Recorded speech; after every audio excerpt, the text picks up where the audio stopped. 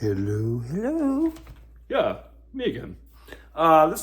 This one here is going to be about actually diet itself, because it's at Good Mood Diet Plus is the site. The reason I started the site is because I changed my eating habits, and so part of my strategy on that was just to eat good things, don't eat bad things. So I'm going to start off with the bad things. Number one, alcohol. If you can cut that out completely, great, or at least minimize it to a great degree. It's really, really bad for you. Number two, sugar. Just, if you're gonna have sugar, if you can see my finger here, this is like a honey, good honey at that. Has some, actually brings something to the table nutritionally. I don't eat a lot of honey or a lot of sugar, period. I just kind of avoid it, and all the substitutes as well. Just kind of got sugar out of, but I'll have a here and there thing, you know what I mean? Like, I have these natural sort of popsicles, if you will. And I know they're not great for you, and they have a little sugar in them. Yeah, again, here and there, once every other week, maybe I have one of those. So let's just start. Spicy stuff is good. So pepper, I use like chili pepper stuff, So that's just me. It gives flavor to dishes, all right? So, and I like kind of spicy stuff anyways. If you like ketchup, you might want to get an organic, unsweetened ketchup like this right here. I don't use a lot of ketchup, but sometimes you just, I'm old-fashioned from the standpoint I was brought up with Western diet, so I eat very little ketchup now. But you don't want to get the regular ketchup. You want something like this. Butter, same thing. You want to get a good butter. This is an Amish butter. It's made with good, healthy milk, if you will. So you want either like an Irish butter or something like that. Butter's actually good for you.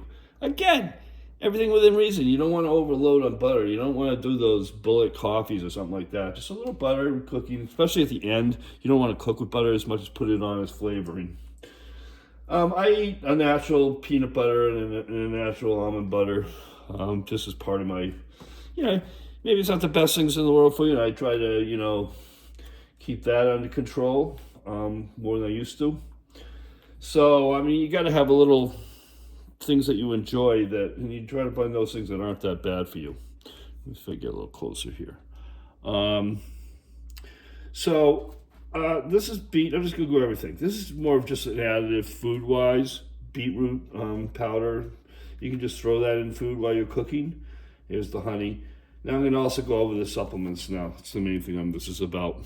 Supplements, to me, your doctor should be telling you, what supplements to take. Period.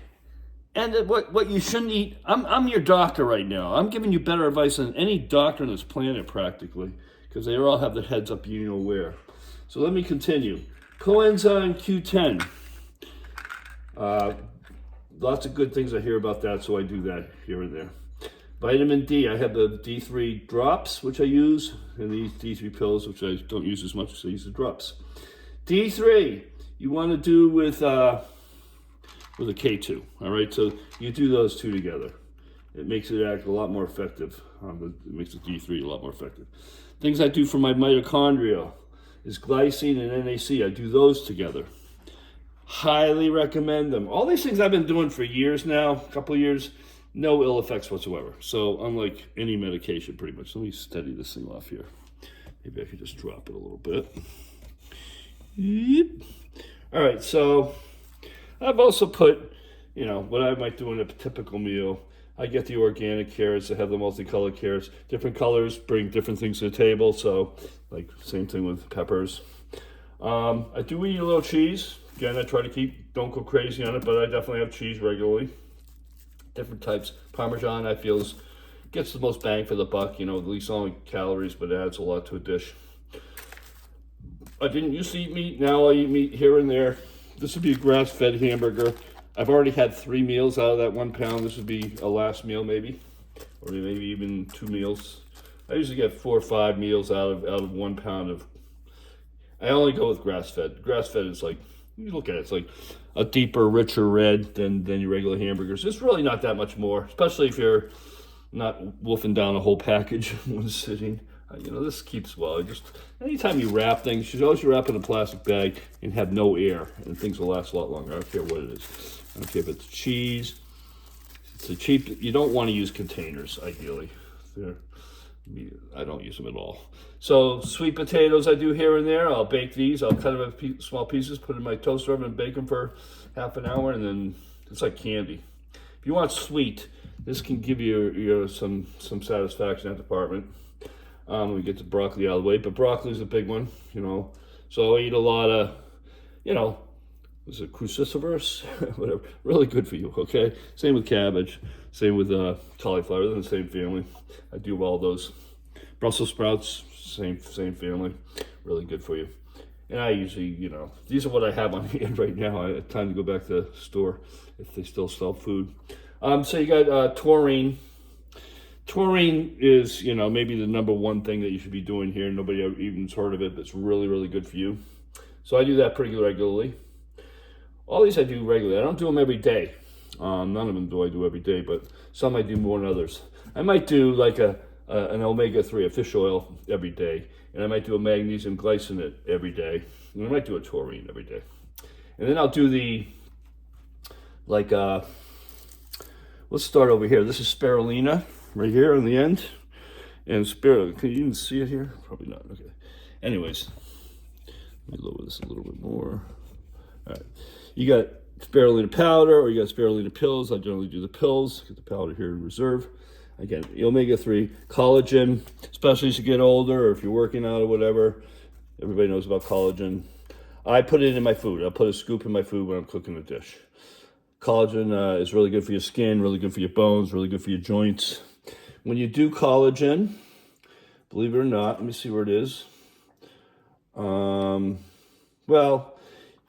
if you're really trying to help, like in my case, I had a bad hip, and I think I might have gotten away from having to have a hip replacement operation because I decided to give it a try, see if nutrients could help out in that cause, and apparently it seems like it has. So I did collagen in conjunction with hyaluronic acid or hyaluronic acid for joint support. Do these two together.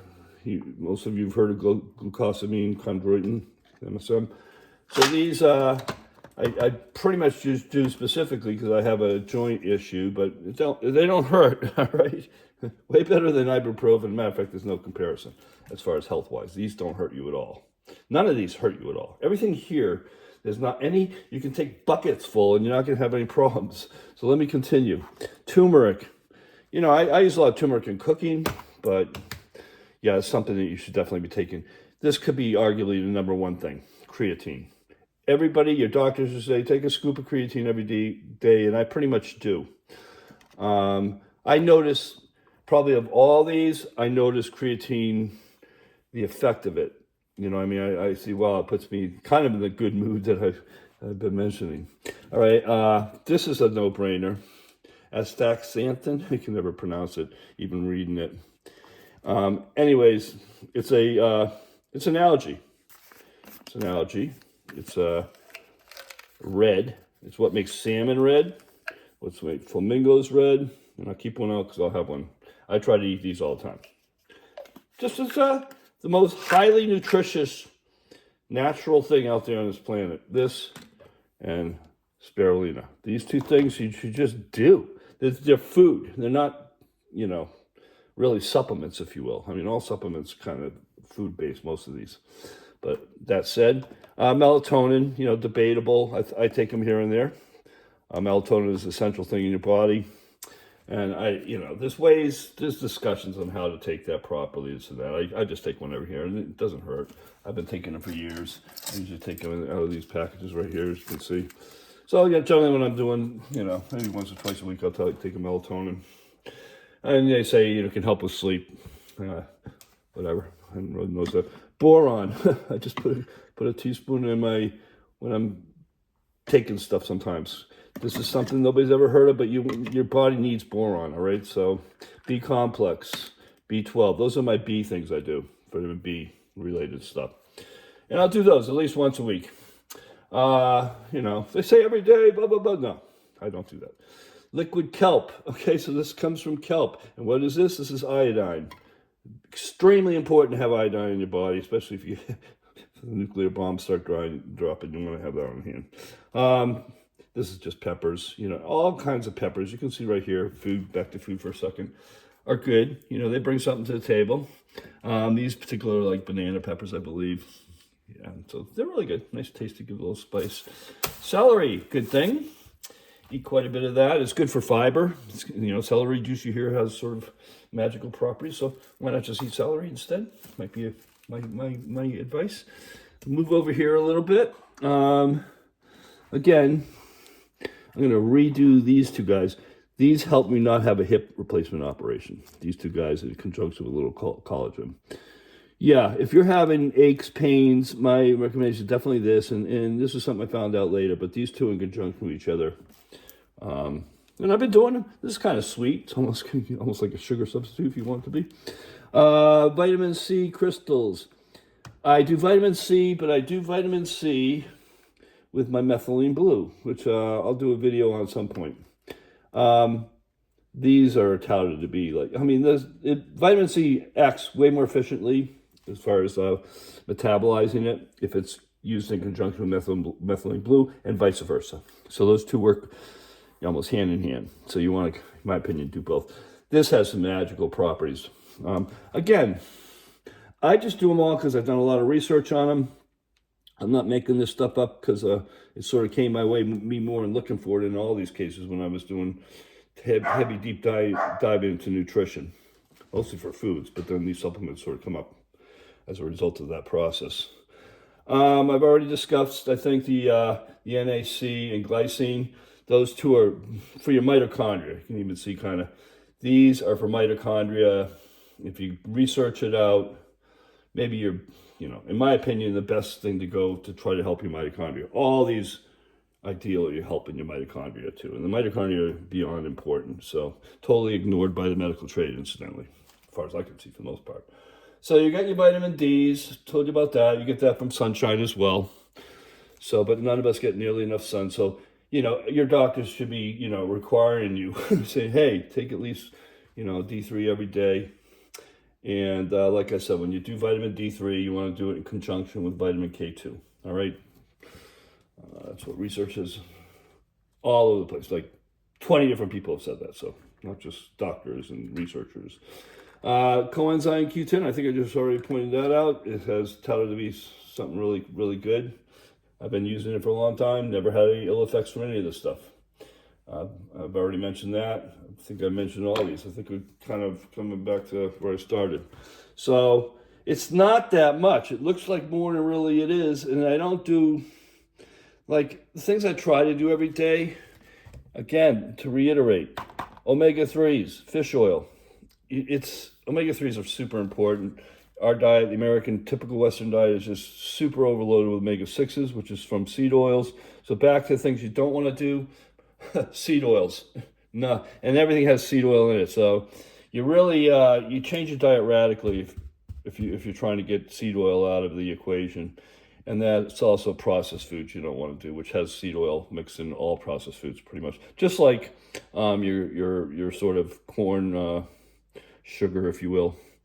Corn syrup type stuff that most of your sugars are based off from corn, GMO corn at that. So you don't want to do sugar. Really, really, really, really bad for your mitochondria. Okay, it really does come down to mitochondria more than anything else. My research has showed me. The thing I didn't mention was cacao, just natural cacao powder. Like it's next to nothing. This will last a lifetime. So I put that in food, give it kind of a little chocolatey taste. Sometimes I put it in coffee. Yeah, I've gotten away from putting sugar in coffee. I don't put much in coffee other than I still go with like a organic half and half or organic cream if I can find it. You know, finding things is easier said than done sometimes. So that's it. That's my supplements. So we're going to turn over here. Hey! So yeah, these are pans. These are pans I use. I try to, it's important that when you cook in and cook with utensils as well, you keep to, non-Teflon everything, all right? So cast iron's good right here. Let's see if I can get this all right. You got your steel, your, what's it called, carbon steel right here. I don't particularly like carbon steel because it seems to always have this residue stuff on it. You know, that's what chefs use, carbon steel. I have a wok that's carbon steel. Let's see it hanging right over there. All right. I like the wok better than this thing. It's, you know, I mean, I use the wok quite a bit still. My favorite still, well, now more than ever, stainless steel. I cook mostly in the stainless steel. Yeah, it's a little harder to clean out, but you just soak it. You get used to it. It's really not a big deal. You get used to how to just soak it and then clean it with, you can clean it aggressively. I'm going to clean it with my fingernail right now. So yeah, there's still some left over. Oops. I don't care. I usually cook just vegetable products for the most part anyway, so even stuff like that's not usually from meat. Then this is true ceramic. Okay, it's not ceramic coated.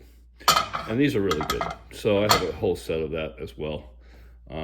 All told, I didn't spend that. You know, yeah, everything costs money at first, but once you have these are lifetime. You never have to replace this cookware. Whereas Teflon, you see getting all scratched and all that stuff is those microplastics that are forever plastics in your body. You don't want to use it. Stainless steel, everything. I use stainless steel utensils, as you can see. And the good thing about this, or any of these, is you can use a stainless steel spatula as opposed to a Teflon. So it doesn't hurt it. It scrapes stuff off actually a lot better. So over to here, canola, pine nuts, if you will. Different types of oil.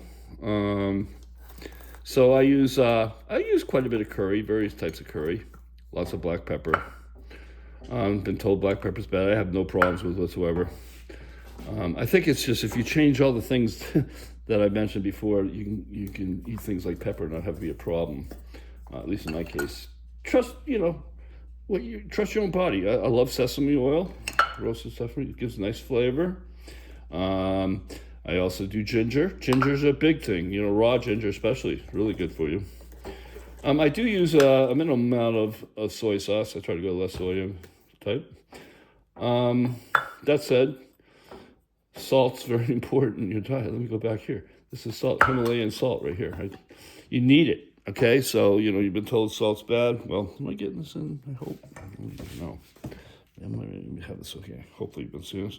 So, yeah, continue. I think we're already going around. Coconut oil is fine for cooking.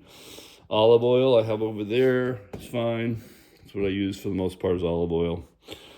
Avocado oil is fine. Those are pretty much it on the oil.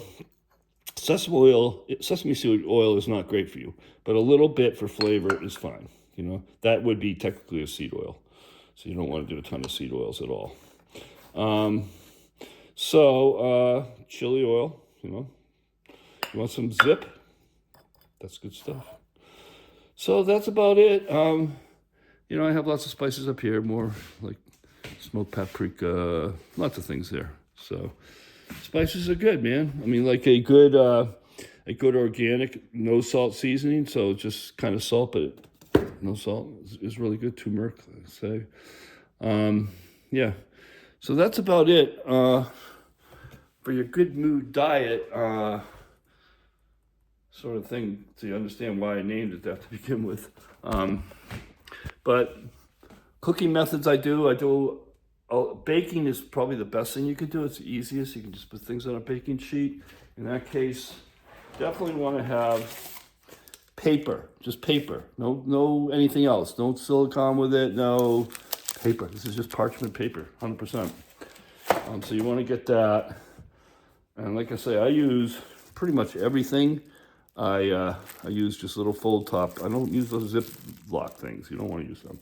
Just a nice fold top baggie, nice and tight, no air. Go to a sushi restaurant, you see they use similar idea. I do eat rice. I don't eat starches all the time. Starches are turned into sugar. Sugar's bad. So I kind of eat less rice than I used to, well, substantially less rice than I used to, but I still have rice here and there. And, you know, potatoes I have here and there. I don't have starches with every meal. That's sort of my strategy. Like I said, avocado oil it's a higher heat oil, so if you're going to cook with oil, you know, I still just use olive oil because I don't overcook things anyways. I undercook things, anything. So I use organic. I'm trying still to try to find an oil that hasn't been messed with. A lot of your olive oils, don't believe the label. You can use balsamic vinegars are in there, and that's about it there. So I'm going to sign off here. Not going to give you any music, I'm sorry, some other time.